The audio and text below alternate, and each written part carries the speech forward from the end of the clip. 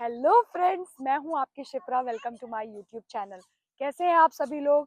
जैसा कि आप लोगों को पता है कि शिप्रा आपकी अमेरिका में है, वॉशिंगटन से मैं इस वक्त बात कर रही हूं। मौसम इतना ज़्यादा अच्छा है तो सोचा क्यों ना एक ज़बरदस्त टॉपिक आप लोगों के पास लेके आऊं, जिसमें आज मैं आप लोगों को बताऊंगी कि अगर आप लोग इंडिया से अमेरिका आ रहे हैं तो क्या क्या कल्चरल शॉक आप लोगों को लगने वाले हैं। कितना भयंकर अमेरिका आने के बाद आप लोगों को फील होगा कि मैं जैसे कहाँ आ गया हूँ। तो उस चीज़ से आप लोगों को मैं प्रॉपर आपको हाइड करना चाह रही हूँ। पहला कल्चरल शॉक जब मैं इंडिया से यहाँ पे आई थी तो मुझे लगा था कि यहाँ पे अमेरिका में कंपनी में सर मैम का कोई कल्चर नहीं है। अगर कोई भी बहुत सीनियर पोजीशन पे है, अगर कोई बहुत ज़्यादा आपसे एजेड है, 50 60 70 प्लस है, तो भी आप अमेरिका में उसको सर मैम नहीं बोलोगे। लेकिन इंडिया में यही चीज़ उल्टी हो जाती है, आप लोग सर मैम बोलते हो। कल्चरल डिफरेंस है। दूसरा जो कल्चरल शॉक है वो ये है कि अगर आप अमेरिका में वर्किंग हो तो 9 to 5 अगर आप लोगों की जॉब है तो यहाँ पे लोग 5 बजे के बाद आपको काम करते हुए नहीं दिखेंगे। इंडिया में आपको ओवर टाइम नाइट में भी आपको लोग वर्क करते हुए दिखेंगे। ये भी कल्चरल शॉक मिला। तीसरा कल्चरल शॉक, जब मैं यहाँ पे आई थी पहली बार, मैं किसी भी अमेरिकन को नहीं जानती थी, बट ऐसा देखकर लगा ही नहीं कि मैं उन्हें नहीं जानती। मिलते के साथ ही वो hi hello how are you इस तरीके के क्वेश्चंस बोलते हैं वो आपको, जिसमें आपको बोलना पड़ता है कि आई एम डूइंग गुड, जिससे आप लोगों को ये दिखाना पड़ता है कि आप उन्हें जानते हो, बट पर्सनली आप उन लोगों को नहीं जानते। और यहाँ पे शायद ही किसी इंडियन के अमेरिकन जल्दी फ्रेंड बन पाते होंगे, क्योंकि उन लोगों को इंडियंस पे ट्रस्ट नहीं होता।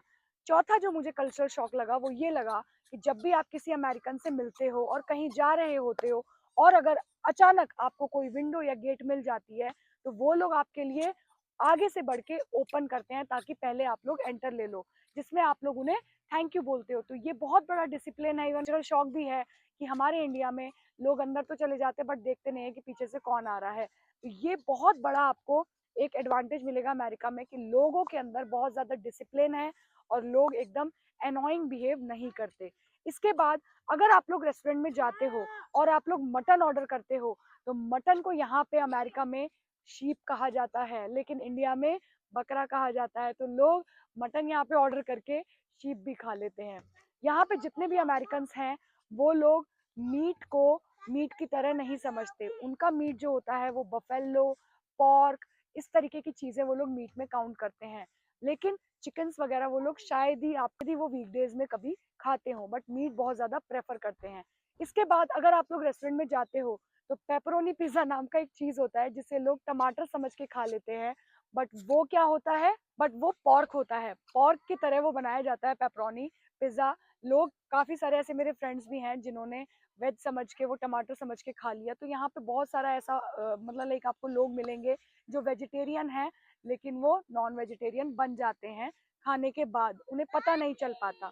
इसके साथ साथ अगर आप रेस्टोरेंट में जाते हो और उनसे आप बोलते हो आई नीड वाटर, तो वो वाटर आपको आइस क्यूब के साथ वाटर देंगे, चाहे वो समर्स हो, चाहे वो विंटर हो, चाहे वो कोई सा भी सीजन हो। आपको जो वाटर मिलेगा वो हमेशा एक ठंडे पानी के रूप में ही मिलेगा।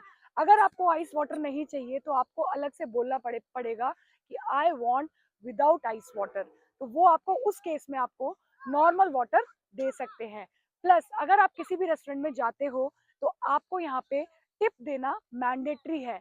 आप कोई भी चीज ऑर्डर करोगे आपको टिप देनी पड़ेगी, और टिप भी पर्सन वाइज होती है। अगर आप लोग 6 लोग जाते हो, 6 पर्सन जाते हो, 6 पर्सन जाते हो तो 6 पर्सन के हिसाब से टिप होगी।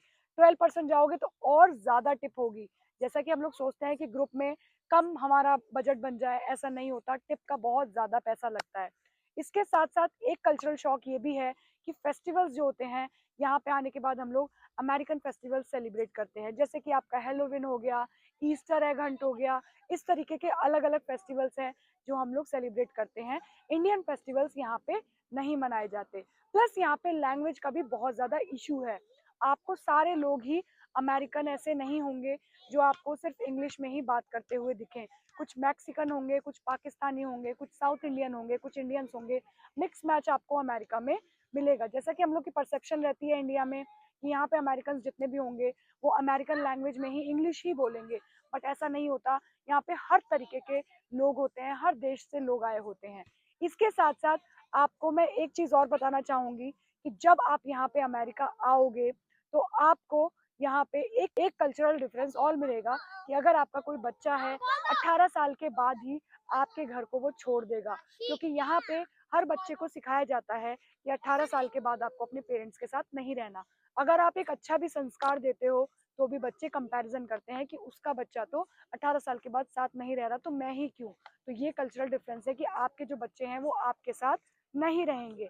इसके साथ साथ एक कल्चरल डिफरेंस और है यहाँ पे कि जब भी आप मार्केट जाते हो तो उस मार्केट जाने में कुछ भी चीज आप खरीद लो, आपको 30 से 45 से 90 डेज में वो रिटर्न पॉलिसी देते हैं, जिसमें आप लोग उस सामान को यूज करके भी रिटर्न कर सकते हो और आपसे कोई सिंगल बंदा भी अमेरिका में नहीं पूछेगा स्टोर पे कि आप क्यों वापस कर रहे हो, और 7 डेज के अंदर अंदर आपको पैसा वापस मिल जाएगा। इसके साथ साथ यहाँ पे गरीबी बहुत ज्यादा कम है। जैसे कि कोई भी बंदा नॉन वर्किंग है या जॉब छूट जाती है तो गवर्नमेंट यहाँ पे बहुत तरीके की स्कीम निकालती है जिसमें आपको स्टाइपेंड देती है। हमारे इंडिया में क्या होता है, लोग जोड़ना शुरू कर देते हैं, अपनी सैलरी का 80% यूज करते हैं, 20% सोचते हैं कि हम बुढ़ापे के लिए रखेंगे। लेकिन यहाँ पे बहुत सारे ऐसे प्लान्स हैं, 401k है, और भी स्टाइपेंड के बहुत सारे ऐसे गवर्नमेंट बेनिफिट्स पॉइंट्स हैं जिसमें एनरोल करते हैं और बुढ़ापे में उनको गवर्नमेंट पैसा देती है। तो यहाँ पे सोचने वाली कोई भी बात नहीं है। गरीबी है बट एक हद तक नहीं है जितनी इंडिया में गरीबी है। इसके साथ साथ एक कल्चरल डिफरेंस मुझे और लगा कि यहाँ पे बर्गर जो बन होते हैं ना, बन वाले जो बर्गर होते हैं और जो आपके ब्रेड्स के जो सैंडविच होते हैं, उन सभी चीजों को सैंडविच ही कहा जाता है। यहाँ पे बर्गर नाम की कोई चीज नहीं है कि बर्गर है। साथ के साथ यहाँ पे कल्चरल शॉक और लगा कि लोग यहाँ पे ताज़ा खाना कम खाते हैं, फ्रोजन फूड खाते हैं। यहाँ पे कटी हुई सब्जियां बहुत दिन से रखी रहती हैं और लोग उसी को लेके खाते हैं। बनी बनाई सब्जियां भी मिलती हैं यहाँ पे फ्रोजन रूप में, जिसे लोग लेके जाते हैं और खाते हैं, ताजा बनाना पसंद नहीं करते। इसके साथ साथ एक चीज मैं आपको और बोलूंगी, ये बहुत बड़ा कल्चर डिफरेंस है जो कि हमारे इंडिया में आज भी नहीं है। फीमेल्स और मेल्स शायद ही आपको 18 ईयर्स के बाद वर्जन मिले यहाँ पे। मोस्टली लोग यहाँ पे ट्राई करते हैं, चेक करते हैं कि वो जो बंदा है उनके लिए ठीक है कि नहीं है। तो इस तरीके की चीजें भी यहाँ पे होती हैं। तो यहाँ पे एक चीज इसलिए भी यहाँ पे लोग रहना पसंद नहीं करते हैं, मीन्स जो अपनी जो अपनी बुनियादों से जुड़ा होगा वो नहीं रहना चाहेगा। इसके साथ साथ एक कल्चर डिफरेंस और आपको बताऊंगी कि यहाँ पे कि जब भी आप कोई सामान लेने के लिए जाते हो किसी भी स्टोर पे, तो जो भी आप चीज लोगे उस चीज पे मीन्स उस आइटम पे प्राइस नहीं लिखा रहता, बारकोड रहता है। इंडिया में क्या होता है, हमेशा प्राइस लिखा रहता है, एमआरपी लिखा रहता है, बट अमेरिका में कोई भी चीज आप लोगे तो उस पे आपका प्राइस नहीं लिखा रहता। बट हाँ, जहाँ से आप उस सामान को उठा रहे हो वहां पे उसका प्राइस लिखा रहेगा। तो एग्जाम्पल अगर आप भूल भी गए हो कि ये कितने का है, तो उस केस में आपको वहां जाना पड़ेगा और उस आइटम वाली जगह पे जाके आपको एमआरपी देखना पड़ेगा। लेकिन हाँ, अगर आप कपड़े वगैरह लेते हो तो उसमें प्राइस टैग्स होते हैं। बट जैसे कि कोई भी इलेक्ट्रॉनिक्स आइटम्स वगैरह लेते हो या कोई भी ऐसी यूजफुल चीज जो आपको घर में यूज करनी है, उसमें आपका टैग नहीं होता, एमआरपी भी नहीं होता। वो आपका सिर्फ बारकोड से ही पता चलता है कि इसका कितना प्राइस है। और एक चीज आपको और बता दूं कि यहाँ पे अमेरिका में जितने भी लोग हैं ना, देख लूं पहले, वो लोग अपने आप को मशीन समझते हैं। मीन्स जितना उन लोगों को सिखाया गया है ना उतना ही वो लोग वर्क करेंगे। अगर आप लोग लैपटॉप, जो मेरा एक्सपीरियंस है, कंपनी में मैं हूँ, तो जितने लोग हैं अमेरिकन, उनको जो सिखाया गया वही इम्प्लीमेंट करते हैं। अगर आप कुछ एक्स्ट्रा चीज पूछ दोगे ना तो वो नहीं बता पाएंगे। हमारे इंडिया में क्या होता है, हाथ पैर मारते रहते हैं, पता चल जाए कहीं से कुछ एक्स्ट्रा चीज वो कर सकते हैं। बट अगर आप स्टोर पे भी जाओगे और आपने उनसे कुछ एक्स्ट्रा सवाल पूछ लिया तो उनका आंसर यही होता है, आई डोंट नो। उनको ज्यादा नॉलेज नहीं होती, जितना उन्हें बताया रहता है उतना ही वो बताते हैं। तो आज की वीडियो यहीं पे समाप्त होती है। काफी चीजें मैंने कवर अप कर दी। होप आप लोगों को सब चीजें समझ आ गई होंगी क्या कल्चरल शॉक है। और आप लोग भी रेडी रहना, अपने आप को रेडी करके रखना।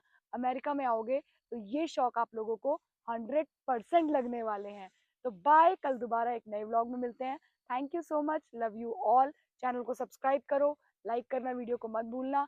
रोज दोबारा एक नई नई वीडियो लेके आऊंगी। बाय।